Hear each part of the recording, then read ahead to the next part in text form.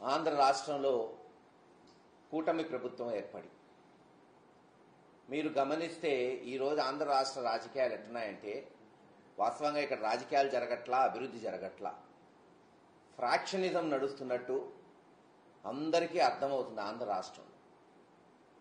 ఒకప్పుడు ఫ్రాక్షనిజం అంటే ఒక గ్రామంలో ఉండేది.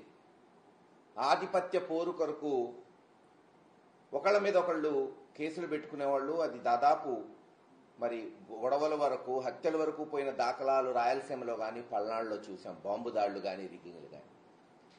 కానీ 2024 సంవత్సరం నుంచి ఆంధ్ర రాష్ట్రంలో ఒక కొత్త రాజకీయం, ఫ్రాక్షన్ రాజకీయం మనం ప్రభుత్వ స్థాయిలో చూస్తున్నాం. గతంలో ఎన్నడూ లేదు. ఆంధ్ర రాష్ట్రం ఏర్పడి బహుశా 1955-56 నుంచి 2024 వరకు సుమారు 69 సంవత్సరాల్లో